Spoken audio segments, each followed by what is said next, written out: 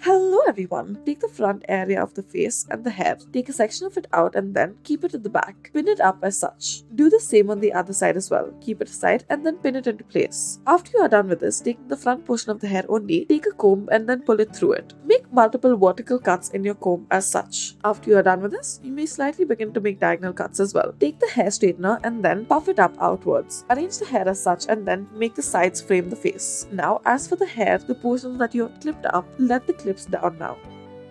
Taking the front portion of the hair, take the central part of it and then make a cut right through it. Now, taking the other two sides, make a slightly longer cut through to it. Join the center and one of the sides together and then make a slightly diagonal cut so that the sides align with the center. Now, take the left side as well and then do the same. This way, once you are done, it should look like an inverted V as such. Taking the rest of the hair as well, make diagonal cuts through to it. After this, you may make vertical cuts on either of the ends. Cut off the little excess pieces and then take a hair straightener and puff the hair out accordingly. Do this on either side as such. Now arrange the hair in the center as well using your fingers. Finally, this is what it should look like. Make sure that you have done the details properly as such. It is always better when the sides frame the face, so don't forget to do that as well. For our next hairstyle, start off by taking the front section of the hair. Join both the fronts together as such. Join them together, twist it in the middle of the face and then cut it right around the eye level. This is what it should look like. Gather one side of it together, then pull a comb through it and then make vertical cuts into it. This way you are just cutting off bits and pieces of it. Now taking from the center, using a hair dryer or that of a straightener, begin to curve the hair as such. Gather small strands of it or small groups of strands of it and then curve it using the hair straightener as such. Do this on either side of the hair. Finally arrange it and this is what it should look like. Once again, always make a diagonal cut so that it tends to frame your face in that way. Even here, that is what we have chosen to do and that's why it looks all the more better.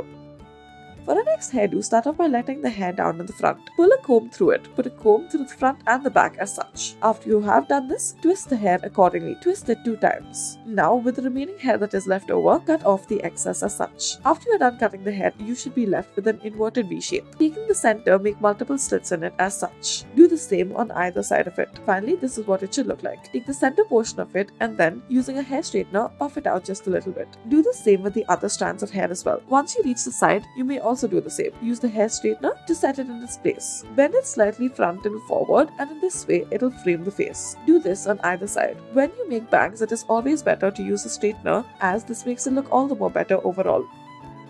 Now for our next hairstyle, we'll start off by taking this piece of paper. Cut it up in this shape. Now insert one end into the other. Take the section of the hair from the front, add a comb through it. Now after you have added the comb, take another piece of paper and then add it under your hair. Tie the two together and then bring the hair and the piece in front together. Now using the stencil that has been provided, cut out the hair using this particular stencil. Finally, this is what it should look like. Once again, make sure that it aligns with the rest of your face as well as the rest of your hair. After this is what the final product look like. In order to make it look all the more better, you may use a hair straightener in order to puff out the hair just a little bit. You may do the same with the sides as well.